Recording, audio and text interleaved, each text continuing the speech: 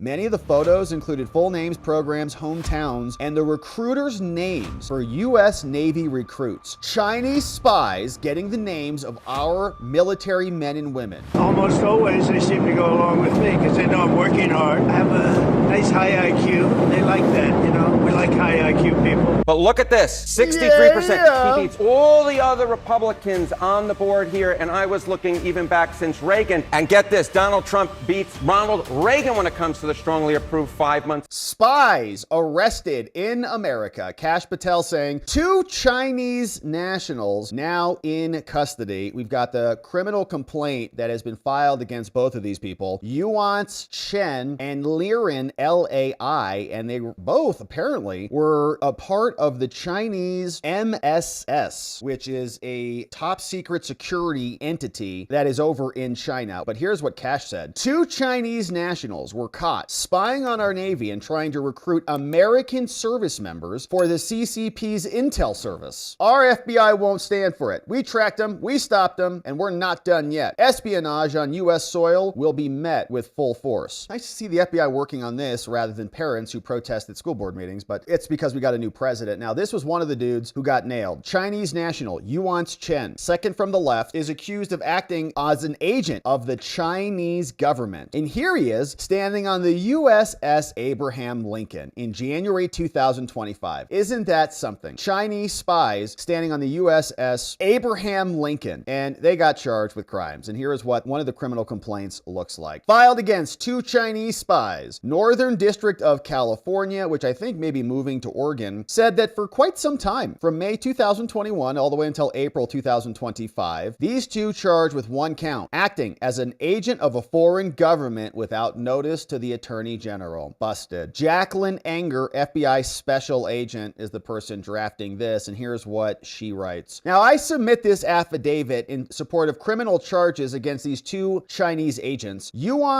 and Liren Ryan. Specifically, they were under direction and control of the PRC. She says, I'm a special agent. I've been working in Portland for quite some time, been there since March, and I handle a lot of things, including foreign espionage. And the facts in this affidavit are just the basics, and I reserve the right to supplement it later. So here's what happened. Writing, the defendant, we got 2 of them. Yuan Chen came back to the U.S. in 2015 in September. Came in on a visa, B1, B2 visa. Granted conditional permanent resident status, recognized his marriage to associate 1, who they know, and was granted lawful permanent residence in December 2022 for a Chinese spy. Great job, guys. So the defendant, another one called Lai, is a PRC citizen who also resides in China. Also came to the United States April 1, 2025, another visa. He said on his visa, he does warehouse management, strategic planning, and personnel management at a company based in China. Now, as further described below, I have probable cause to believe that since at least as early as May 2021, all the way up to 2025, China's Ministry of State Security, MSS, defined below, they directed these 2 to carry out clandestine operations in the U.S., including dead drops, payments of cash on behalf of the MSS, gathering U.S. intelligence about U.S. Navy service members and bases, and assisting with efforts to recruit other MSS assets from within the U.S. military. According to the DOJ and database checks, no one registered as foreign agents, and that's illegal. Now, the government of the PRC conducts intelligence activities using a variety of sources, and they go through the MSS. Think of it like our CIA. The MSS handles civilian intelligence and collection for the PRC and is responsible for counterintelligence and foreign intelligence, as well as political security. They consist of a central ministry, provincial state security departments, and municipal state security bureaus. Collectively, broad power to do espionage both domestically and abroad. Among other things, they go after the United States. They want info on political, economic, security policies that might implicate them. They've got clandestine operations and more. The U.S. investigates these people a lot. As part of that investigation, the FBI obtained communications sent by intelligence officers to an individual known to the MSS as a former government employee located in the U.S. to coordinate cash payments with MSS from China. And they use covert communication tools, COVCOM, which are defined here, any impersonal communication communication system between an intelligence service and an asset or developmental that uses a proprietary system. So secret ways to communicate between the Chinese and their spies, which allowed for real-time two-way communication. And I wonder what they were using. The MSS typically used email communications to discuss less sensitive matters like scheduling COVCOM communications and operational activity. The Chinese MSS also used this tool, the COVCOM tool, to engage in more sensitive communications. In the course of this investigation, I believe that the COVCOM transmissions have replaced some in-person meetings due primarily to the reliability, timeliness, and operational security offered by the tool, right? It's probably something they can't get into. And based on my training, like just ultra encrypted, just handheld radios, just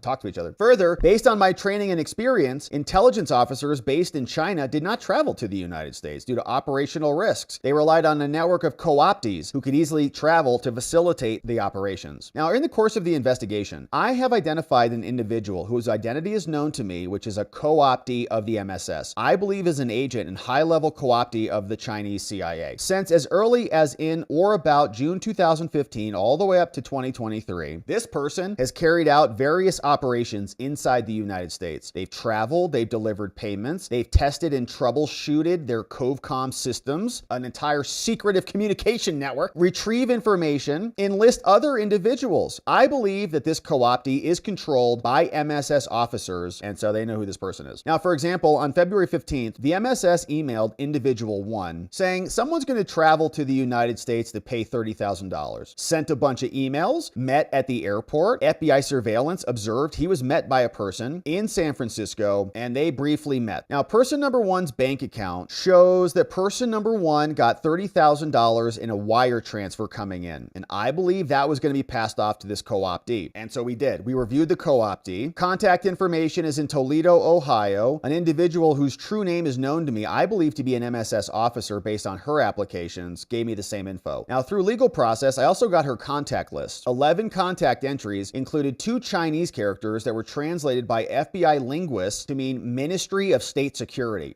She put the CIA as a contact in there? Based on my training and experience and knowledge of this, I believe this is MSS. Of the 11 contacts that were specifically labeled as Ministry of State Security, 1 was for another officer of them. Same phone number as listed. They arranged to make payments, and so they're just following the money. Additionally, the co-optee also traveled. During one of their trips, FBI watched them. They watched them purchase a new SIM card and a laptop computer. Then they texted each other and more. And so therefore, there's probable cause to believe that they were in fact communicating and that Officer 1 was controlling co-optee 2. Okay, followed who was in charge. Now, based on my knowledge, there was also cause to believe that Ryan Lai was an agent, since at least early 2021 believed that Lai, as Ryan, communicated with Yance through a PRC-based messaging application and served as a conduit between the two. These communications were noted and checked by linguists. Then, on May 4th, Lai asked Yuance, "Did you join the military in the US?" Yuance explained that he knew individuals in all 3. I know some people who were in the sea, air, and land. Well, that means the Navy, Army, and Air Force. And also, Lai asked Yuance, "Are you a reservist? Do you have any bases near you?" In July, Lai asked Yuance to go find time to go to Macau or China. They wanted to discuss something in person. There was a feasibility report. Lai explained to Yuance that he is really doing it, and you have to go back to see our boss. Big projects demand cautiousness right when you can, and they're developing him as an asset. Now, based on my knowledge, I believe Chief was directing these people, and as described in more detail, there were also other dead drops. Someone left $10,000 in cash over here, and specifically during another COVCOM communication, there was also a talk about $10,000 that was owed. Then on August 6th, MSS agreed to deliver the dead drop to a specific recreational facility in California, and there was an exchange that happened there. On January 8th, Lai asked Yuance in a message, "How much would it cost on your side? Would $500 be enough to cover the cost when I send you $3,000? This is for salary. What is the budget?" And they're talking about money. Then they're talking about couriers and doing a dead drop. Now, later that day, they then communicated about the logistics. They said, "This is a major project assigned by the boss." Lai also warned that if you mess this up, your year-end bonus will be missing. The boss was the MSS, and if you don't get this done, you're not going to get paid. Now, they're also talking about push-to-talk messages, saying that they could buy plane tickets, put the money in a paper bag, transfer the money around. That morning, prior to the flight, there was directions, say, take a photo of the bag and the cash. Here it is, the bag and the cash. Search Dublin to see if there's a location for a store. Walk into the store. You're going to see me. This is what I'm wearing. They got surveillance surveillance footage of it all. Now, based on my training, I think that they were looking for lockers with combination locks. Based on my training with Forward Intelligence Services, they use combination lockers for operational security. They just give you the code, someone drops it off, someone goes and picks it up. And so based on my timeline, I think that the MSS was coordinating with someone to drop off 10 Gs at this locker. And here were some messages that were sent back and forth. This one came in from Gouveia. He said, okay, I'll wake the guys up, and explained. And they went bowling? Yeah. So there was a dead drop, license plate, 2 females entered location B and started bowling. Shortly thereafter, the FBI surveillance observed them place a backpack in the locker. And here's the conversation. Here's the lockers. It will be fast. You mentioned 4 o'clock. Would he or she be early or late? Would it be early? When it is not open or closed, remember how to turn it. I'm afraid you do not know how to open it. Yeah, after reaching 9, you spin to the right 23, followed by 45. He says, okay, you can go. Go get the locker. So she was just doing the codes, 9, 23, 45. Surveillance shows they were dropping off the backpack. Then she came, picked it up, told them the drop has been made. I believe that they were communicating on how to retrieve the dead drop. Now, they also tasked them with obtaining information about the Navy, right? This, I think, is a lot more juicy rather than this dropping money off. Now, this is what the money was for, presumably. But now the question is, MSS wants the Chinese to gather information about the U.S. Navy, saying, I know that based on my information and training, the PRC seeks blue water naval capabilities so that they can have control of the seas, and they're trying to get information from the United States about our operations. On May 12, 2022, there were files that were sent. 5219.pic, 5221.pic, 5222.pic. 1 base, 2 military port. Now, the FBI does not have the files that you want sent to Lie, but based on my training, I believe they were image files. PIC is an image file extension, and probably were pictures of a base and a military port. Then there was another message. Send me the Seattle pictures. Then Yuan sent 4 photos, which included the label Naval Base Kitsap Bangor. 3 of these 4 photographs contain metadata saying that they were took at the Kitsap Peninsula in Washington, right around the Navy base. Just a little tourist, yeah. So then he sent 4 more PIC files and other photos to other associates. Now, there's probable cause to believe that Lai directed Yance to take the photos at the Navy Center and also asked them to record a video. Can you take a joint photo when you come out again? You sure? The videos, which appear to be surreptitiously recorded, show Yuan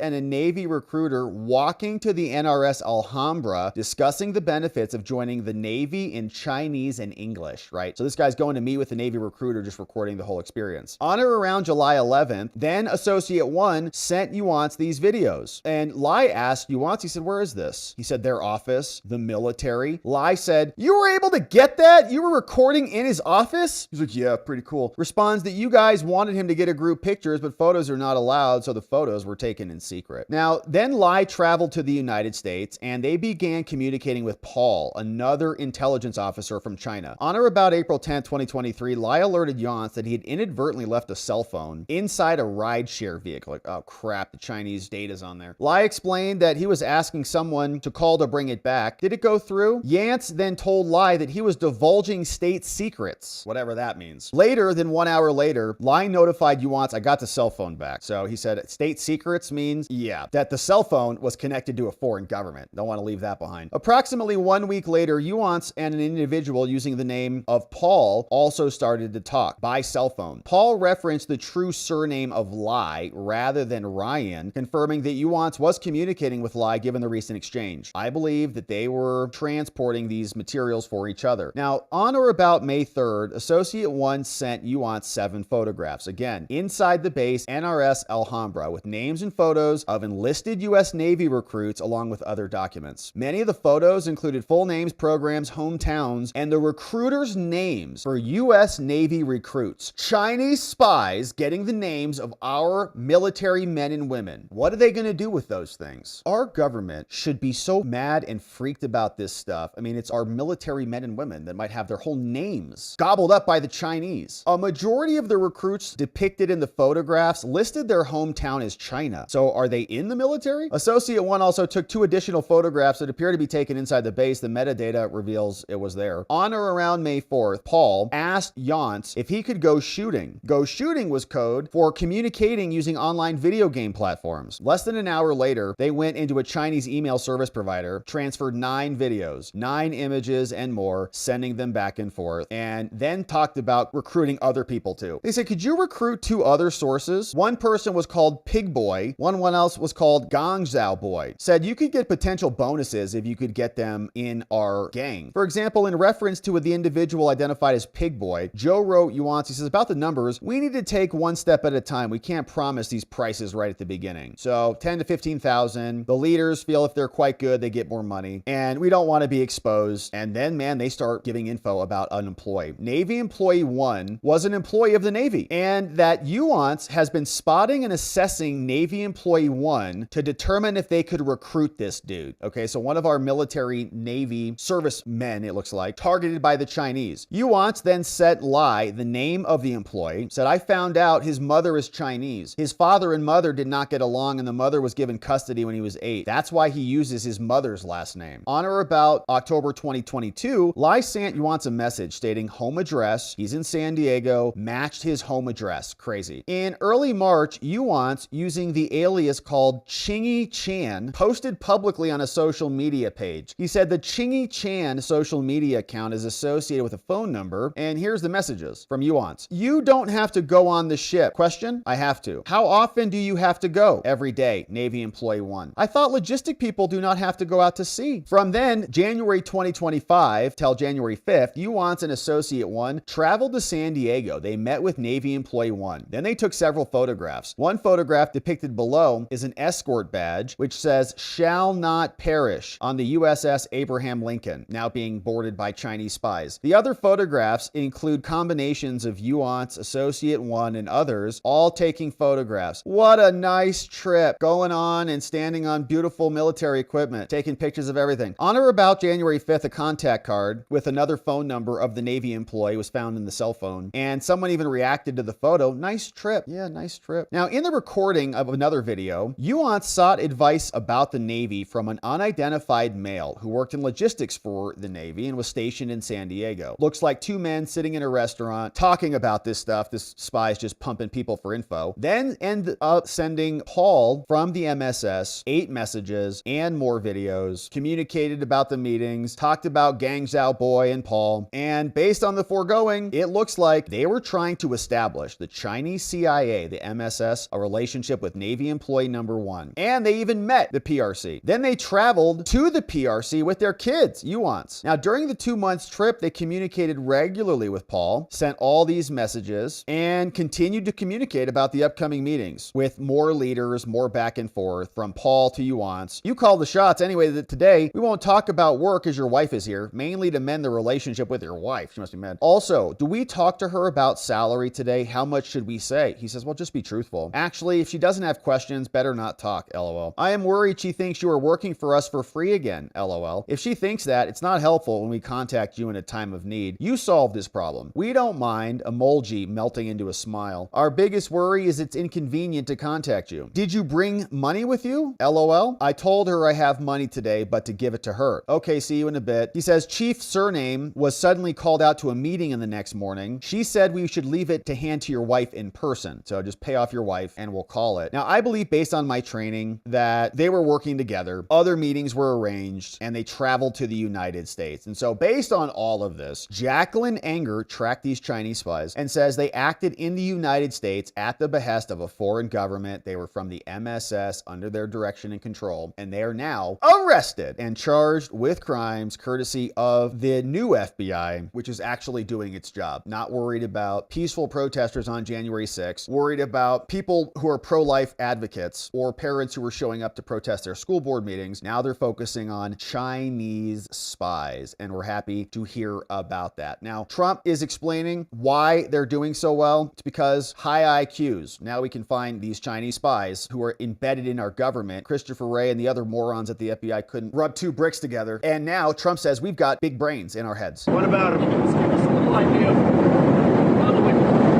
Well, I just don't think he does a good job for the country. He's always a no. I call him Rand Paul Jr. He's always a no. Nothing constructive at all. I mean, just terrible. Thomas Massey from Kentucky. And nothing constructive. I don't think he's a very smart guy. Good education, but that's about it. I guess what I should have asked is, to what degree are you trying to make an example out of him? I don't care about it. I don't think about it. I mean, you know, when I oppose somebody, I oppose somebody. And for some reason, the voters, almost always, they seem to go along with me because they know I'm working hard. I have a nice high IQ. They like that, you know. We like high IQ people. They know I make good decisions. That's why we have that Trump was right about everything, right? But, you know, I don't like guys like, they just keep saying, no, I vote no, I vote no. There's nothing. Let him do something. Let him get what he wants to vote yes. But if you look at his voting record, it's always against.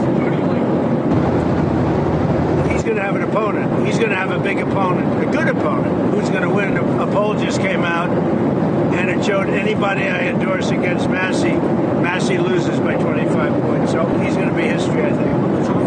All right, so that's the president talking about high IQs, dumping on Rand Paul and Thomas Massie. And people apparently across the country who are in Trump's camp like him more than ever at the moment. And how could you not when you're having all of this success? You have the Hail Mary threading the needle with Iran. You've got the border totally closed. They said that the tariffs were going to cause an economic meltdown. That's not happening. So CNN has to come out and say, yeah, Trump's doing pretty hot and this train has no brakes on it. I mean, every politician would like this number here, especially to see it go up. How about compared to other presidents who were Republicans? Yeah, it's history making. What are we talking about here? So why don't we look back? We have all the presidents, Republican presidents, going back over the last 35, 36, 37 years. What are we talking about? GOP, who strongly approved 5 months in. Look at this. George H.W. Bush 41, 46%. Bush 43, 59. You see Trump, the first term, 53. But look at this, 63%. Yeah. He beats all the other Republicans on the board here. And I was looking even back since Reagan. And get this, Donald Trump beats Ronald Reagan when it comes to the strongly approved 5 months. And of course, Reagan was coming off that high after that assassination attempt. So the bottom line is Donald Trump is making history with the Republican base. He is more beloved by this Republican base than any Republican base loved any GOP president 5 months in. It is history making. The plan is working, my friends. So we're just going to continue to keep the train on the tracks, continue to use big brains and high IQs to identify the Chinese spies, charge them with crimes, and get control of our country once again. And we'll keep our eye on this one. Thank you for subscribing and joining as we do.